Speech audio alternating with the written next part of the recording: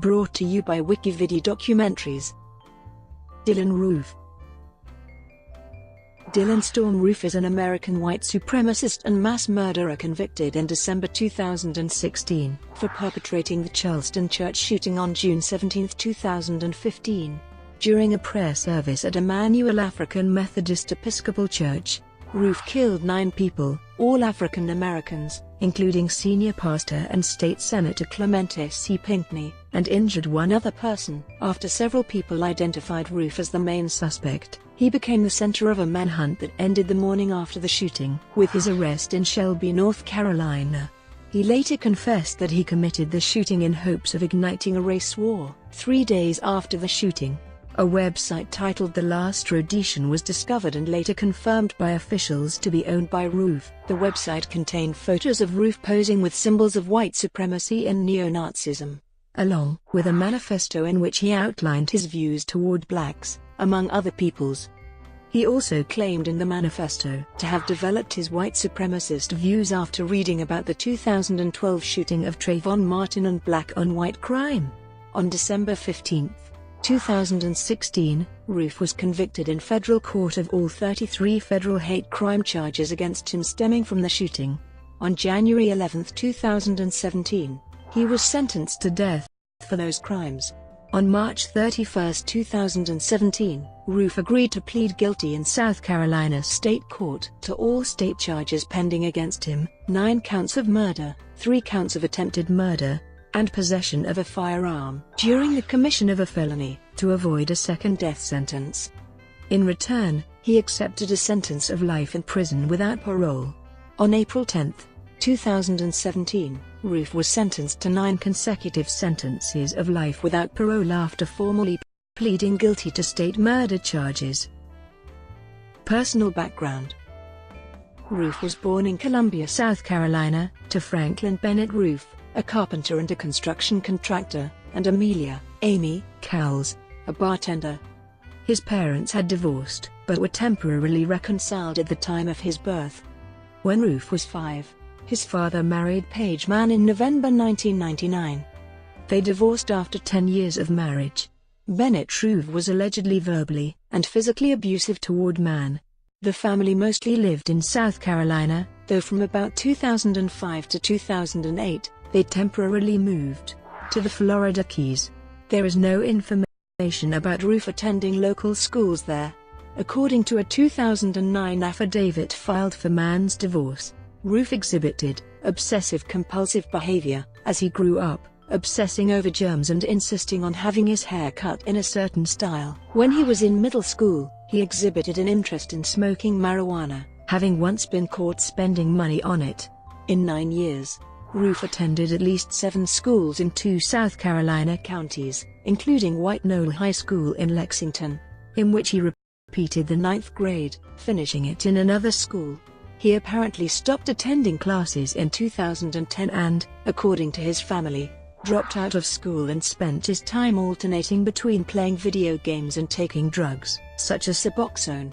He was on the rolls of a local evangelical Lutheran congregation, but it was unclear if he had recently attended. Prior to the attack, Roof was living alternately in Bennett's and Cowles' homes in downtown Columbia and Hopkins, respectively, but was mostly raised by his stepmother Mann. For several weeks preceding the attack, Roof had also been occasionally living in the home of an old friend from middle school and the latter's mother, 2 brothers, and girlfriend. He allegedly spent his time using drugs and getting drunk. He had been working as a landscaper at the behest of his father, but quit the job prior to the shooting. His maternal uncle, Carson Cowles, said that he expressed concern about the social withdrawal of his then 19-year-old nephew, because he still didn't have a job, a driver's license or anything like that, and he just stayed in his room a lot of the time. Cowles said he tried to mentor Roof, but was rejected, and they drifted apart. According to Mann, Roof cut off all contact with her after her divorce from his father. When his sister planned to be married, he did not respond to her invitation to the event. A former high school classmate said that despite Roof's racist comments, some of his friends in school were black. Earlier contacts with police: Roof had a prior police record consisting of 2 arrests, both made in the months preceding the attack. He was also investigated one more time during this period, but without arrest or charge. On March 2, 2015, he was questioned about a February 28 incident at the Columbiana Center in Columbia, in which he entered the mall wearing all-black clothing and asked employees unsettling questions. During the questioning, authorities found a bottle of what was later admitted to be Suboxone, a narcotic that is used for treating either chronic pain or opiate abuse addictions and that is abused as a recreational drug. Roof was arrested for a misdemeanor charge of drug possession. He was subsequently banned from the Columbiana Center for a year. On March 13, 2015, Roof was investigated for loitering in his parked car near a park in downtown Columbia. He had been recognized by an off-duty police officer who investigated his March 2 questioning. The officer then called a colleague to investigate. A police officer conducted a search of his vehicle and found a forearm grip for an AR-15 semi-automatic rifle and 6 unloaded magazines, all capable of holding 40 rounds. When asked about it, Roof informed the officer that he wanted to purchase an AR-15, but did not have enough money to do so. He was not charged, as it was not illegal in South Carolina to possess a firearm grip. On April 26, 2015, Roof was arrested again for trespassing on the Columbiana Center Mall's grounds in violation of the ban. The ban was then extended for 3 additional years. According to James Comey, speaking in July 2015, Roof's March arrest was at first written as a felony, which would have required an inquiry into the charge during a firearms background examination. However, it was legally a misdemeanor charge and was incorrectly written as a felony at first due to a data entry error made by a jail clerk.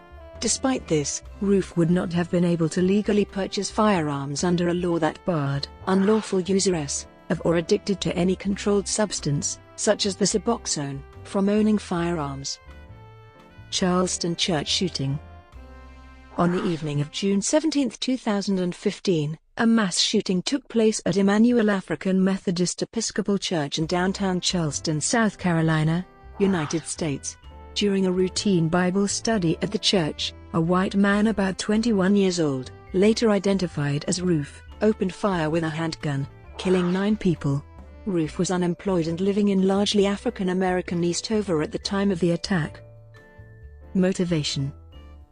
According to a childhood friend, Roof went on a rant about the shooting of Trayvon Martin and the 2015 Baltimore protests that were sparked by the death of Freddie Gray while Gray was in police custody. He also often claimed that blacks were taking over the world. Roof reportedly told friends and neighbors of his plans to kill people, including a plot to attack the College of Charleston. But his claims were not taken seriously. One image from his Facebook page showed him wearing a jacket decorated with 2 obsolete flags used as emblems among American white supremacist movements, those of Rhodesia and apartheid-era South Africa. Another online photo showed Roof sitting on the hood of his car with an ornamental license plate with a Confederate flag on it. According to his roommate, Roof expressed his support of racial segregation in the United States and had intended to start a civil war. One of the friends who briefly hid Roof's gun away from him said, "I don't think the church was his primary target, because he told us he was going for the school. But I think he couldn't get into the school because of the security. So I think he just settled for the church." An African-American friend of his said that he never witnessed Roof expressing any racial prejudice, but also said that a week before the shooting, Roof had confided in him that he would commit a shooting at the college. On the day he was captured, Roof confessed to committing the Charleston attack with the intention of starting a race war, and reportedly told investigators he almost did not go through with his mission, because members of the church study group had been so nice to him. Federal prosecutors said in August 2016 that Roof was self-radicalized online, instead of adopting his white supremacist ideology through his personal associations or experiences with white supremacist groups or individuals or others. Website and handwritten documents. On June 20, 2015, a website that had been registered to A. Dylann Roof on February 9, 2015, lastrodition.com, was discovered, though the identity of the domain's owned was intentionally masked the day after it was registered. Law enforcement officials confirmed Roof as the owner. The site included a cache of photos of Roof posing with a handgun and a Confederate battle flag, as well as with the widely recognized neo-Nazi code numbers 88 and 1488, written in sand. Roof was also seen spitting on and burning an American flag. While some photographs seemed to show Roof at home in his room, others were taken on an apparent tour of slavery-related historical sites in North and South Carolina, including Sullivan's Island, the largest slave disembarkation port in North America, 4 former plantations, 2 cemeteries, and the Museum and Library of Confederate History in Greenville. Roof is believed to have taken self-portraits using a timer, and his visits were not remembered by staff members working at the sites. The website also contained an unsigned, 2,444-word manifesto apparently authored by Roof, in which he outlined his opinions, all methodically broken into the following sections: blacks, Jews, Hispanics, East Asians, patriotism, and an explanation. The manifesto states that its author was truly awakened by coverage of the shooting of Trayvon Martin. The manifesto also mentioned as another source of influence the Northwest Front, a Seattle-based white supremacist organization infamous for its participation in the 1979 Greensboro massacre.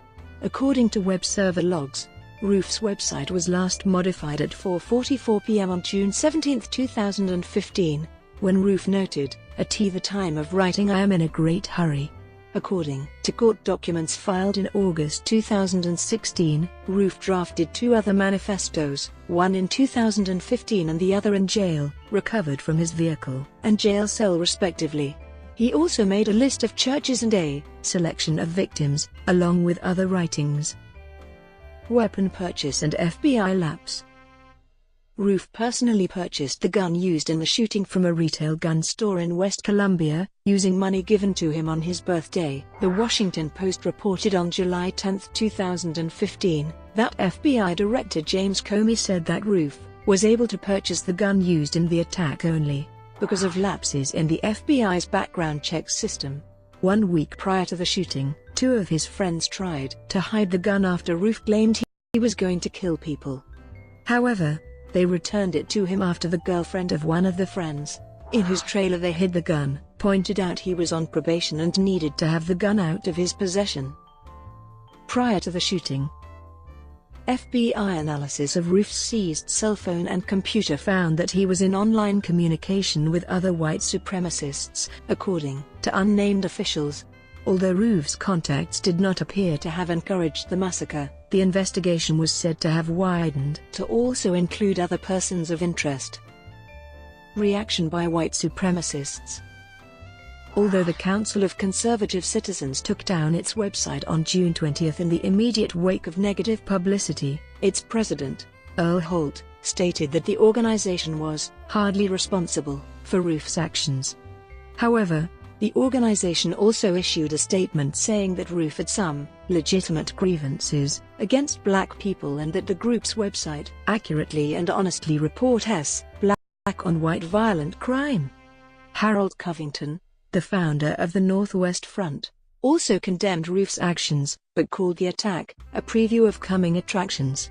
Through analysis of his manifesto, the Southern Poverty Law Center alleged that Roof was a reader and commenter on the Daily Stormer, a white nationalist news website. Its editor Andrew Anglin repudiated Roof's crime and publicly disavowed violence. While endorsing many of Roof's views, he claimed that while he would have sympathy with a white man shooting criminals, killing innocents including elderly women was a completely insane act. Manhunt and capture. The attack was treated as a hate crime by police, and officials from the Federal Bureau of Investigation were called in to assist in the investigation and manhunt. At 10:44 a.m. on the morning after the attack, Roof was captured in a traffic stop in Shelby, North Carolina, approximately 245 miles from the shooting scene.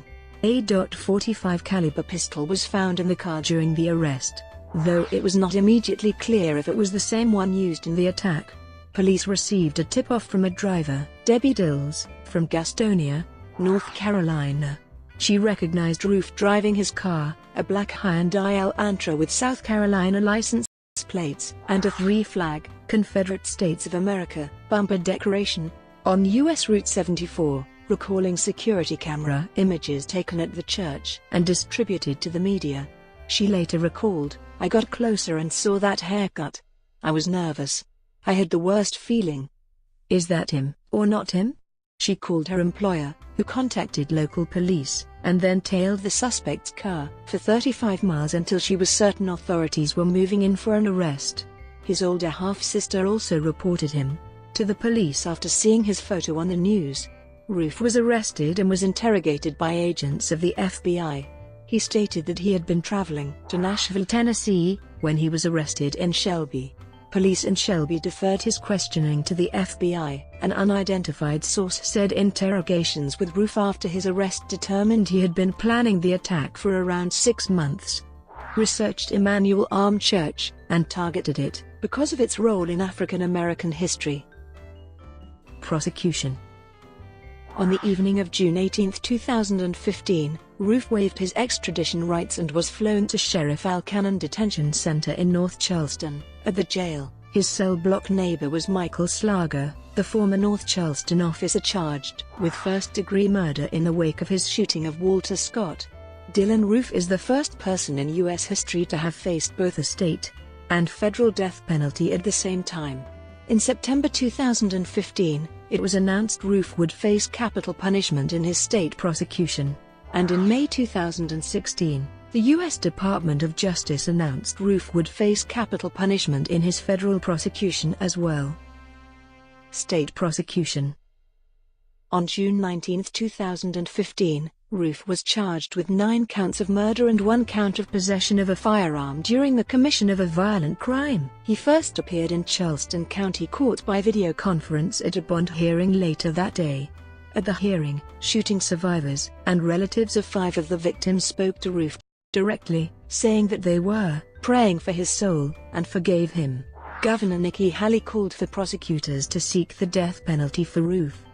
The judge, Charleston County Chief Magistrate James Skip Gosnell Jr. caused controversy at the bond hearing with his statement that, alongside the dead victims and their families, there are victims on this young man's side of the family. Nobody would have ever thrown them into the whirlwind of events that they are being thrown into. Gosnell then set a $1 million bond for the weapons possession charge and no bail on the 9 counts of murder. On July 7, 2015, Roof was indicted on 3 new charges of attempted murder, 1 for each person who survived the shooting. A temporary gag order was issued by a judge on July 14 following the appearance of a letter purportedly written by Roof on an online auction site. 7 groups, including news media outlets, families of the slain victims, and church officials, called for easing some restrictions placed by the gag order, particularly 911 calls. Portions of the gag order were lifted on October 14, allowing for the release of 911 call transcripts and other documents, but the order remained in place for graphic crime scene photos and videos, as well as audio for the 911 calls. On July 16, 2015, Roof's trial in state court was scheduled by Circuit Court Judge J.C. Nicholson to start on July 11, 2016. On July 20, Roof was ordered to provide handwriting samples to investigators. The order explained that following his arrest in Shelby, notes and lists were found written on his hand and at other locations. That the handwriting samples were needed to determine if the handwriting matched. On September 3, State Prosecutor Scarlett Wilson said that she intended to seek the death penalty for Roof, because more than 2 people were killed in the shooting and others' lives were put at risk. On September 16, Roof said through his attorney that he was willing to plead guilty to the state charges to avoid being sentenced to death. Roof reappeared in state court on October 23, 2015, before Nicholson. The jury selection process for the state trial was initially expected to start in June 2016. Jury selection was postponed in November 2016. In April 2016, the state trial was delayed to January 17, 2017. It was delayed again in January 2017. On April 10, 2017, Roof was sentenced to 9 life sentences after pleading guilty to state murder charges. Brought to you by WikiVidi Documentaries. Would you like to know more?